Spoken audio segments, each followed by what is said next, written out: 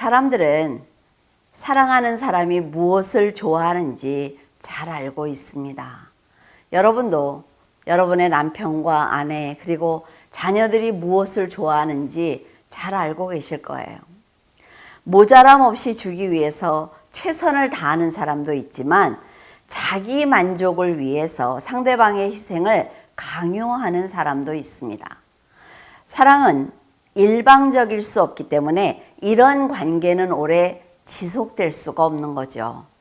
서로 믿고 존중하는 관계는 이 두 사람의 관계는 물론 더 많은 사람들에게 좋은 영향을 끼칠 수가 있는 것입니다.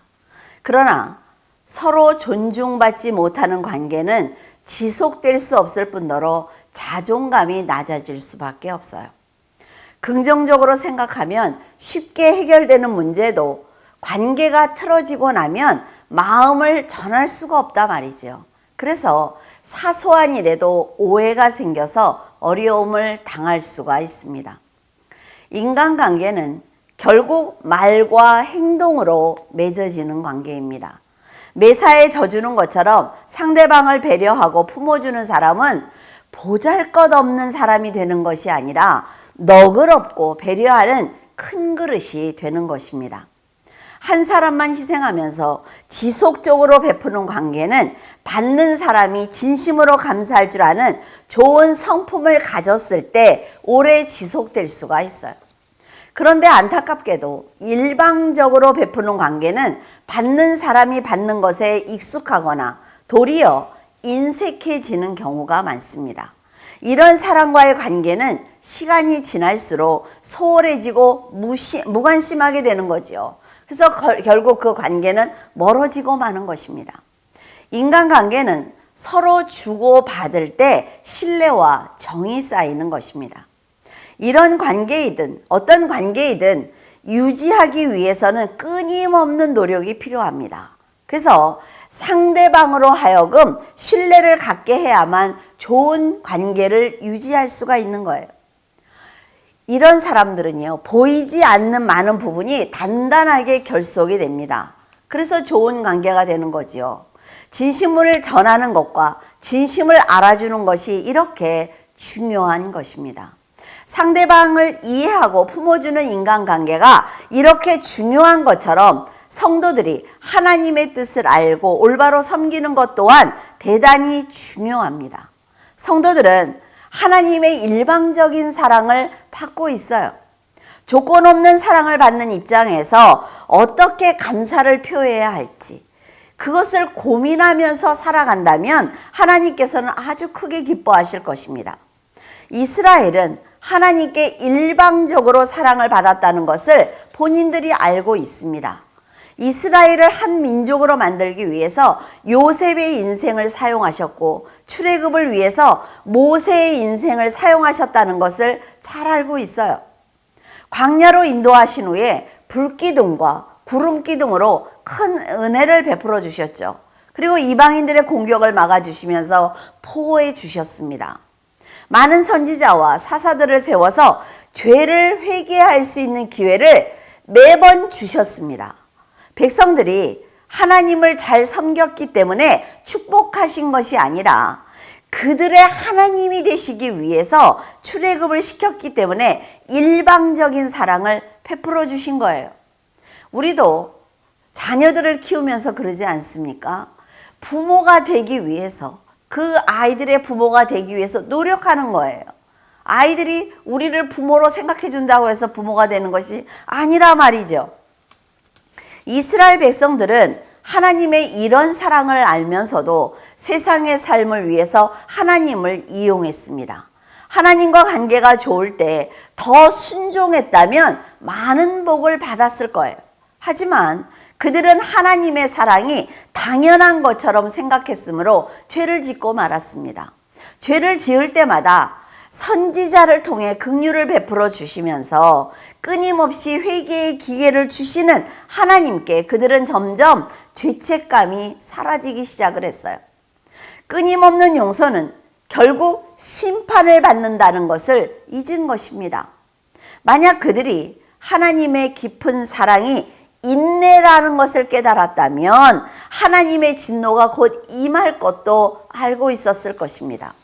하나님께서는 끝까지 인내하시지만 돌이킬 희망이 보이지 않는다라고 생각을 하시면 물로 씻어버린 것처럼 그 사람이 있던 그 흔적까지 없애버리는 아주 무서운 분이에요. 부모들은 자녀에게 사랑을 주지만 받기도 원하고 있습니다. 자녀를 위해서 희생하는 것을 당연하게 여깁니다. 하지만 자녀들이 그 수고를 진심으로 감사할 때 보람과 행복을 느끼는 거예요. 자녀들이 부모의 희생을 고마워하고 감사와 존경을 표하면서 사랑을 돌려드리려고 한다면 자녀를 위한 수고는 도리어 즐거움이 될 것입니다. 하지만 받는 것을 당연하게 생각하는 자녀는 부모로서의 의무를 다하기는 하지만 기쁨과 즐거움과 보람은 없을 것입니다. 이것은 부모와 자녀의 관계뿐만이 아니라 모든 인간관계에 적용될 수 있을 것입니다.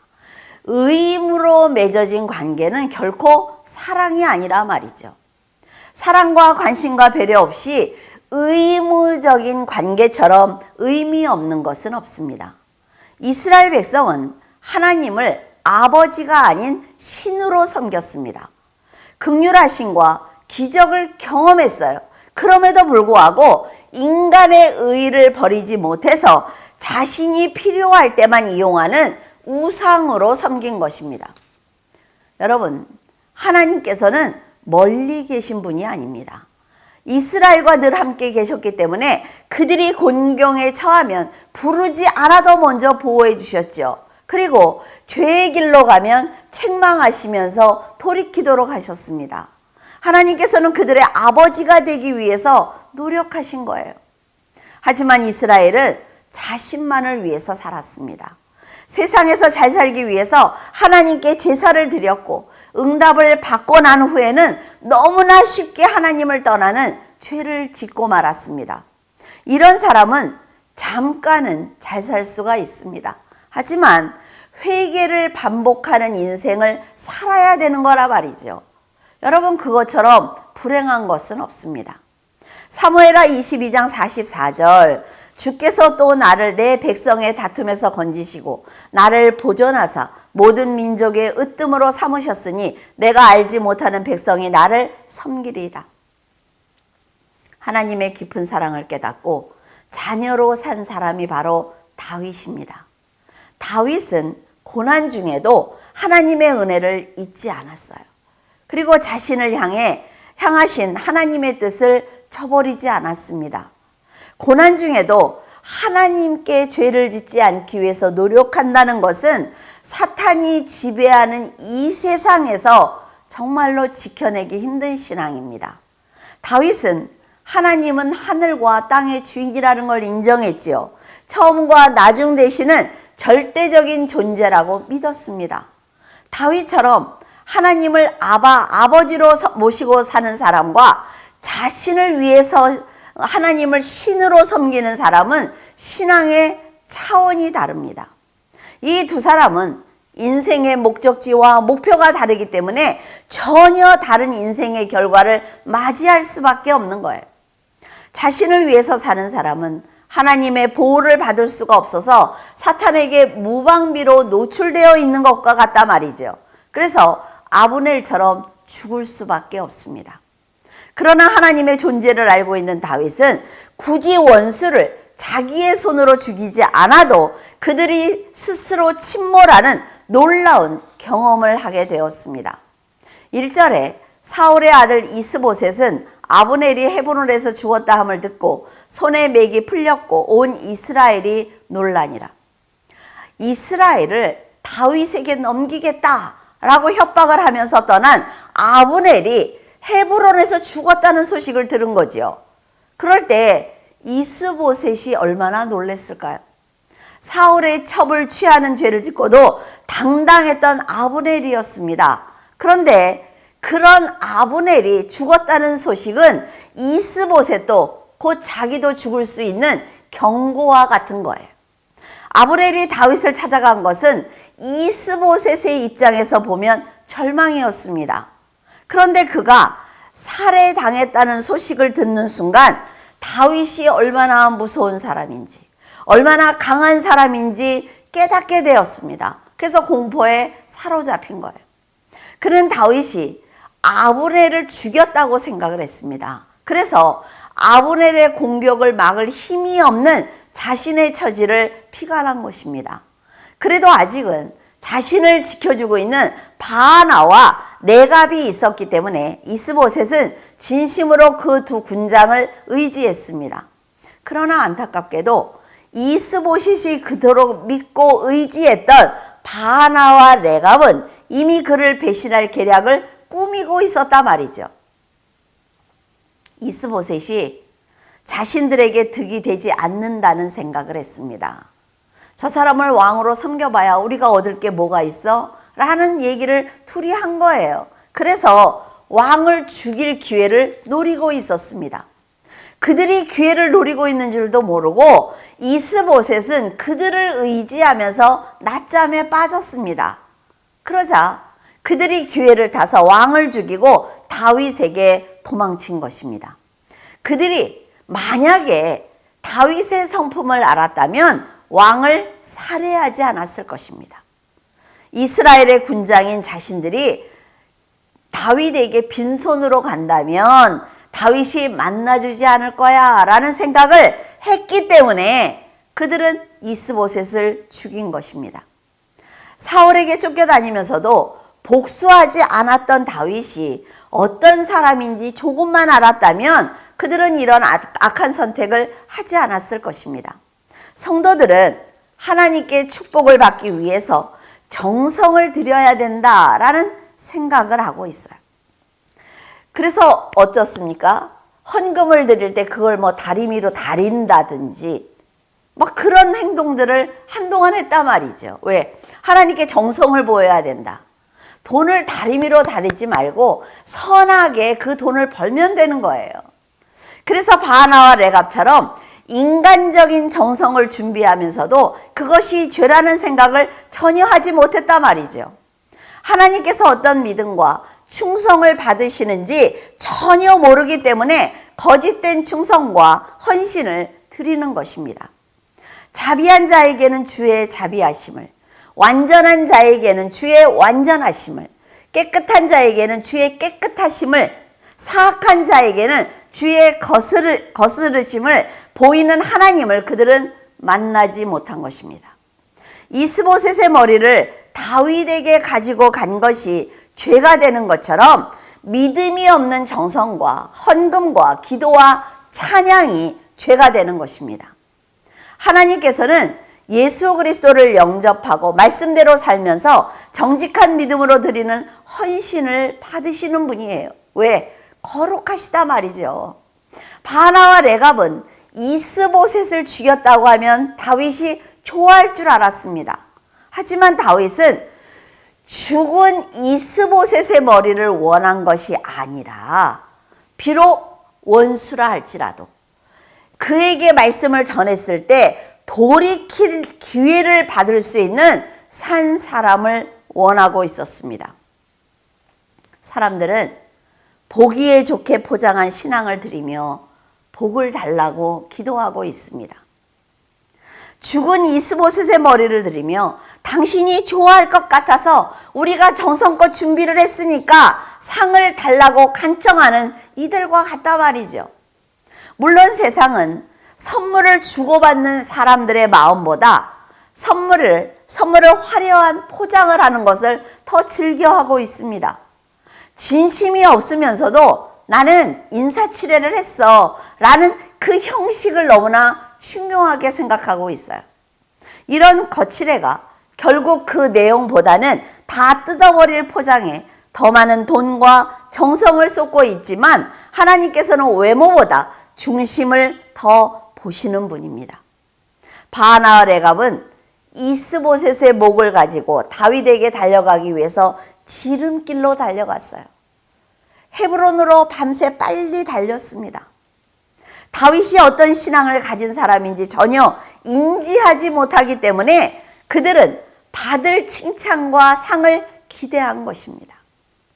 다윗의 원수를 죽였다고 하면 크게 기뻐하며 상을 줄 것을 기대했지만 그들은 열심히 헤브론으로 달렸던 것입니다. 그러나 다윗의 원수를 죽이는 성과를 올리고도 안타깝게도 하나님과 다윗을 멸시한 죄로 그들은 죽임을 당하고 말았습니다. 하나님께서는 이거 가장 중요한 거예요. 하나님께서는 결과보다는 일을 진행하는 사람의 마음과 말과 행동에 관심을 가지고 계시기 때문에 그 이유는 무엇인가 하면 과정이 선하면 결과가 선할 수밖에 없기 때문입니다. 그래서 교회의 일을 빠르게 진행하는 것보다는 그건 절대로 여러분 중요한 게 아닙니다. 선한 사람이 하나님의 방법대로 주도하는 것이 아주 중요한 거예요. 그래서 여러분에게 하나님을 알아야 된다고 말씀을 드리는 것입니다. 아무리 교회를 위해서 큰 일을 했다고 해도 그것이 하나님의 뜻이 아니면 소용이 없단 말이죠. 다윗은 바나와 레갑이 하나님을 위해서 이스보셋을 죽인 것이 아니라 자신의 영화를 위해서 죽였다는 것을 잘 알고 있었습니다. 이 두 사람처럼 하나님보다 자신을 위해 사는 사람은 반드시 그의 죄의 대가를 받게 될 것입니다. 사무엘하 22장 48절에서 49절을 보면 이 하나님이 나를 위하여 보복하시고 민족들이 내게 복종하게 하시며 나를 원수들에게서 이끌어내시며 나를 대적하는 자 위에 나를 높이시고 나를 강포한 자에게서 건지시는도다. 이스보셋이 죽었다는 건요, 다윗에게 굉장히 좋은 소식입니다. 하지만 그들이 지름길로 밤새 달려왔다고 해도 이스보셋을 죽인 이유가 자신의 욕심과 자신의 의의를 버리지 못한 것이기 때문에 살려둘 수가 없는 것입니다. 여러분들에게 매번 설교할 때마다 인간의 의의를 버리라고 말씀을 드리죠. 이렇게 무서운 거라 말이에요. 악한 자들의 열매는 하나님의 법을 어기는 것이므로 심판을 받게 됩니다. 믿음의 사람은 하나님께서 자신을 위해서 대신 보복해 주시고 언젠가 원수들이 내 앞에 굴복하게 하시는 분이다 라는 믿음을 가지고 있습니다. 다윗은 하나님을 경배하는 삶을 살았어요. 그렇기 때문에 자기를 대적 위에 세워주실 것을 믿은 거지요. 아무리 상대가 강포한 자라고 할지라도 그것을 막아주실 것이라는 믿음을 가지고 있었습니다. 이게 너무나 중요하다 말이에요. 이 믿음이 없기 때문에 우리가 세상에 나가서 굴복하는 것입니다. 선수들이 시합에서 제일 먼저 결승점을 통과한다고 해도 규정을 지키지 않으면 실격을 당하고 맙니다. 정해진 규정대로 경기하지 않는다면 제일 먼저 결승선을 통과해도 인정받지 못하는 거예요. 성도들의 신앙도 이것과 전혀 다르지 않습니다.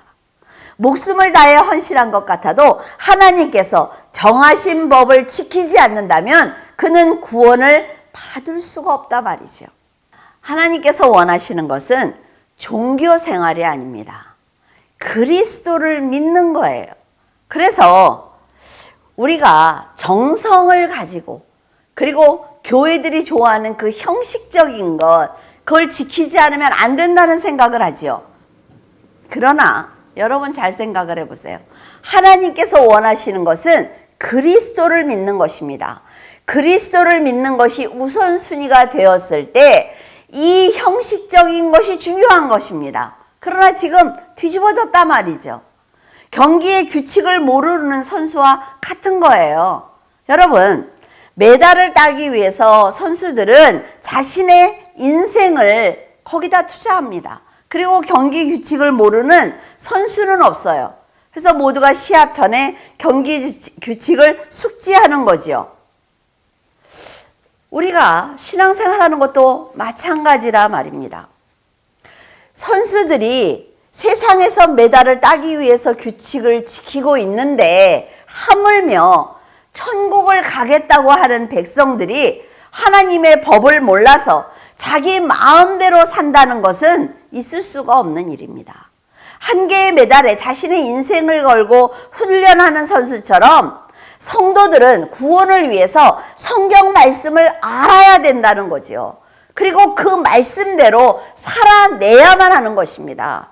그래야 하나님께서 너는 규칙을 지키지 않았으니까 탈락, 이렇게 안 하신다는 거예요. 목회자가 성도들에게 말씀을 가르치는 것은 운동선수들이 시합에서 실수하지 않도록 반복해서 훈련을 시키는 코치의 역할을 하는 것입니다. 목사가 여러분의 구원을 책임지는 것이 아니라 말이에요. 선수는 훈련받은 대로 경기에 임해야 합니다. 그래야만 메달을 받을 수가 있어요. 아무리 훈련을 많이 해도 경기 규칙을 어기면 훈련은 헛된 것이 되는 거지요. 원하는 메달을 절대로 받을 수가 없습니다. 시합의 승패는 온전히 선수에게 달렸습니다. 생각을 해보세요, 여러분. 시상대에 올라서 메달을 받는 사람도 선수이고 메달의 영광을 누리는 사람도 선수이기 때문에 경기 결과에 대한 책임도 선수가 져야 하는 것입니다. 경기의 결과에 대해 남의 핑계를 댈 수가 없단 말이에요. 성도들은 말씀을 정확하게 알지 못하면 거짓 복음을 들어도 판단할 능력이 없습니다. 그래서 올바른 진리의 길로 갈 수가 없는 거예요. 여러분, 성경 말씀을 알아야 진리를 왜곡해서 전하는 목회자를 분별할 수가 있습니다. 하나님께 목회자를 잘못 만나서 진리를 잘 몰랐습니다 라고 말씀하실 것입니까? 저는요, 세상이 너무나 바빠서 신앙생활을 할 시간이 없었습니다 라고 변명하실 거예요. 하나님을 딱 만났을 때는 절대로 그런 것이 통하지 않습니다. 지금 여러분의 신앙은 여러분이 책임을 져야 된단 말이에요. 구원은 다른 사람의 신앙이 아니라 본인의 믿음으로 받는 것이기 때문에 그렇습니다. 11절에 하물며 악인이 의인을 그의 집 침상에서 죽인 것이겠느냐. 그런즉 내가 악인의 피 흘린 죄를 너희에게 갚아서 너희를 이 땅에서 없이 하지 아니하겠느냐 하고, 다윗은 이스보셋의 머리를 가지고 밤새 달려온 바나와 레갑에게 어떻게 기름 부음 받은 왕을 그의 침상에서 죽일 수 있느냐고 아주 크게 화를 냈습니다. 그들은 자신들이 옳은 일을 했다고 판단을 했단 말이지요. 그래서 한 일인데 그 생각 자체가 악하기 때문에 죄를 지을 수밖에 없는 것입니다. 사무엘상에 기록된 말씀이 다윗의 연단이었다면 사무엘하는 다윗의 원수들이 한 명씩 심판을 받는 것으로 기록되어 있습니다.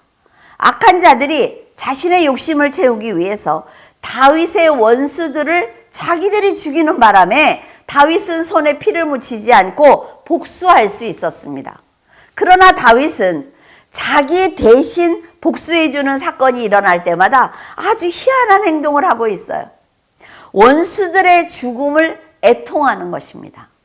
그들의 욕심으로 득을 보았지만 매번 복수해준 자들을 용서하지 않았어요. 사울의 집이 멸망을 당하고 다윗이 왕이 되고 나서 하나님께서 다윗에게 이처럼 동일한 사건을 계속해서 보여주시는 이유가 무엇일까요? 다윗이 노력하지 않는데도 지금 원수들이 계속 죽어나가고 있단 말이에요. 하나님이 다윗에게 아주 동일한 사건을 계속 보여주고 계신단 말이죠. 그 이유가 무엇입니까?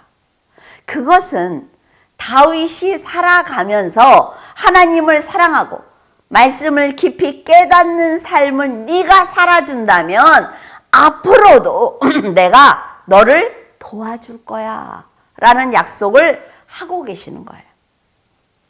예수님께서 가르쳐 주신 기도를 보면 우리가 우리에게 죄 지은 자를 사하여 준 것 같이 우리의 죄를 사해 달라고 기도하는 걸 볼 수가 있죠.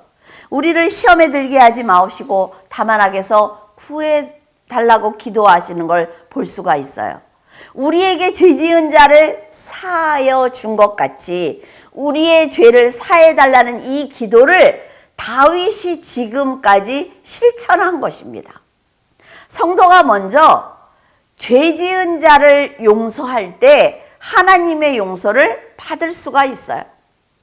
하나님께서 우리를 먼저 용서하셨기 때문에 우리가 용서하는 것이 아니라 말이에요. 다윗처럼 하나님만이 방패와 산성이시며 능력이라는 것을 믿고 있다면 하나님 앞에 서 있는 자신이 얼마나 개미만도 못한 존재인지, 정말 보잘것없는 인간이구나 라는 것을 인정할 수밖에 없습니다. 다윗은 하나님만 용서하실 수 있고 원수들의 생명까지 하나님의 것이라는 믿음이 있었기 때문에 복수하지 않았습니다. 이런 진실된 신앙으로 자기에게 죄 지은 자를 용서한 것이므로 하나님께서 다윗을 위해 직접 사울의 집을 심판하신 것입니다. 어쩌면 다윗은 원수를 용서하겠다는 마음보다는 내가 하나님을 믿고 있다면, 내가 하나님 때문에 인내하고 있다면 언젠가 하나님께서 복수해 주실 것이라는 믿음이 더 컸을 것입니다. 인간이 어떻게 원수를 용서하겠어요? 하나님을 바라보면서 인내하는 것입니다. 하나님께서 다윗의 그런 믿음을 보시고 대신 복수해 주신 것을 보면서 성도들도 다윗과 같은 신앙을 가져야 하는 것입니다. 사울의 자손들은 모두 다 죽었고 요나단의 아들 무비보셋만 살아남았습니다. 사울의 집안이 멸족하는데도 무비보셋이 살 수 있었던 것은 하나님께서 다윗과 요나단이 했던 약속을 지켜주셨기 때문입니다. 다윗이 왕으로 선택을 받았다는 것을 요나단은 알고 있었습니다. 그래서 자기가 사울 왕의 아들이에요. 왕자라 말이죠. 그런데도 다윗이 곤경에 처했을 때마다 왕의 공격을 막아주었습니다. 그의 목숨을 구해주었어요. 선하게 살기 위해서 노력했던 요나단의 신앙이 아들 무비보셋을 살린 것입니다. 부모의 신앙이 얼마나 중요한지 우리는 요나단을 통해서 알 수가 있습니다. 여러분의 신앙이 진실된 믿음인지 아니면 복을 받기 위한 거짓된 믿음인지 그것은 하나님께서 판단하실 것입니다. 왜? 지금도 여러분이 하고 있는 말과 행위를 다 보고 계신단 말이죠. 여러분, 하나님께 진심으로 충성하거나 거짓된 마음으로 충성했거나 어떤 삶을 살든 정해진 시간과 희생과 노력이 필요합니다. 여러분의 인생이 100살이라고 치자고요. 그러면 그 100살 가운데 모든 일들이 일어난단 말이에요. 그래서 우리가 신앙생활을 할 때 우리가 하나님께 충성을 하든 불순종을 하든 그 시간 안에서, 정해진 시간 안에서 할 수밖에 없다는 것입니다. 어떤 결과를 맞이하든 그 많은 시간과 노력이 있어야 된다는 거죠. 어떻게 살든 정해진 시간과 노력이 필요하다면, 이왕이면 좋은 결과를 얻어야만 합니다. 하나님께서는 사울과 다윗을 둘 다 왕으로 세워주셨어요. 그런데 그들의 끝은 아주 달랐습니다. 그건 역시 사울과 다윗의 선택이었습니다. 그리고 그들이 선택한 결과였어요. 우리는 이런 사람들의 선택과 결과를 보면서 우리 살아가고 있단 말이죠. 그러면 그들의 판단을 우리가 지금 어떻게 해석하느냐에 따라서 우리의 결과도 달라진다는 걸 여러분들이 알았으면 좋겠습니다. 사울은 버려야 할 것을 버리지 못하고 다윗은 하나님께 죄가 되는 것을 단호하게 버렸기 때문에 결과가 선과 악으로 갈라진 것입니다. 다윗의 승리로 두 집안의 전쟁은 끝이 났습니다. 다윗은 하나님께서 연단이 끝나실 때까지 믿음으로 견딘 것뿐인데 하나님께서 다윗을 위대한 왕으로 세워주셨습니다. 어쩌면 그는 고난을 당할 때 믿음으로 내가 인내해야지, 죄를 짓지 말아야지 하는 마음보다는 하나님 때문에 끝까지 견뎌낼 수밖에 없다라는 생각을 가지고 선하게 살았을 것입니다. 이것이 인간 아니겠어요? 솔직하게 말하면 다윗이 원수를 사랑해서 용서한 것이 아니라 하나님께서 생명의 주인이기 때문에 죽이지 못한 것이라고 저는 생각을 합니다. 왜냐하면 제 마음도 그렇거든요. 어떻게 100% 다 용서를 할 수가 있습니까? 하나님께서 하실 거야 라는 생각을 가지고 견뎌내는 거예요. 하나님의 성품을 올바로 알면 정직한 믿음을 가질 수가 있습니다. 그런 믿음을 가진 다윗을 칭찬하시며 통일 왕국을 선물로 주신 거예요. 이제 나라도 왕위도 모두 받았다 말이죠. 그러면 다윗이 지금까지 살아온 것처럼 다윗은 하나님의 뜻을 펼치고 백성을 하나님 앞으로 인도하는 일만 남았습니다. 그 또한 결코 쉬운 일은 아닙니다. 하지만 지금처럼 하나님을 의지하고 나라와 백성을 사랑한다면 그는 하나님과 마음이 합한 지혜로운 왕이 될 수 있습니다. 여러분도 다윗과 같은 믿음을 가지면 언제나 하나님의 도움을 청할 수가 있어요. 그리고 응답을 받을 수가 있습니다. 여러분, 부디 하나님을 믿고 정직하고 인내하는 믿음을 갖고 살기를 바랍니다. 기도하겠습니다. 거룩하신 하나님 아버지, 감사를 드립니다. 다윗의 삶을 보면서 신앙을 지키기 위해서 얼마나 큰 인내가 필요한지 알게 되었습니다. 복수할 수 있는 기회가 와도 인내하는 그의 신앙을 보면서 저희들이 지금 다윗과 같은 믿음을 가지고 있는지 돌아봅니다. 자신의 부족함과 연약함을 돌아보는 다윗의 신앙과는 달리 늘 세상을 탓하고 환경을 탓하고 있지는 않은지요. 다윗처럼 세상의 왕으로 세워주지 않는 하나님을 탓하며 늘 불평과 불만을 가지고 살아가는 저희들을 용서하여 주시옵소서. 세상을 바라보지 않고 하나님을 의지하게 도와주시옵소서. 하나님께서 다윗처럼 세상의 왕으로 만들어 주신다면 감사를 잊고 교만한 자가 되고 어렵고 힘든 문제를 해결하여 주시면 그것에 매여 하나님을 떠나는 저희들은 아닌지 돌아봅니다. 하나님께서 허락하신 지금의 자리에서 믿음을 드러내게 하시고 다윗처럼 더욱 충성하는 자녀가 되게 하여 주시옵소서. 물줄기 교회 성도들이 하나님의 긍휼하심을 입게 하시고 더욱 믿음으로 하나님을 섬기는 성도가 되게 하여 주시옵소서. 어둡고 험한 세상을 탓하기보다는 하나님께서 맡겨주신 등불을 꺼트리지 않기 위해서 더욱 노력하는 믿음을 주시옵소서. 늘 믿음의 자리에서 하나님을 찬양하며 기도하는 성도가 되어 복을 받게 하시고 평안을 누리게 하여 주시옵소서. 감사드리며 예수 그리스도 이름으로 기도드립니다. 아멘. 잠깐 제가 지금 어떤 상황으로 전개되고 있는지 말씀을 드리고자 합니다. 영주권을 받고 우리나라의 그 주민등록번호와 같은 소셜 번호라고 하더라고요. 그것을 어제 받았어요. 이제 그걸 받았기 때문에 그 비자를 연기할 수 있는 그 일을 시작할 수가 있습니다. 소셜 번호가 없으면 아예 등록조차 받아주지 않더라고요. 그래서 이제 저희가 변호사를 통해서 비자 연기가 들어가면 지문을 찍는 또 그런 절차가 있다고 해요. 그래서 지문을 찍으면 들어갈 수가 있대요, 한국에. 그래서 연기되는 건 한국에서 기다릴 수 있다라고 말씀을 하시더라고요. 근데 이것이 이제 또 한 달 반에서 2달이 걸린대요.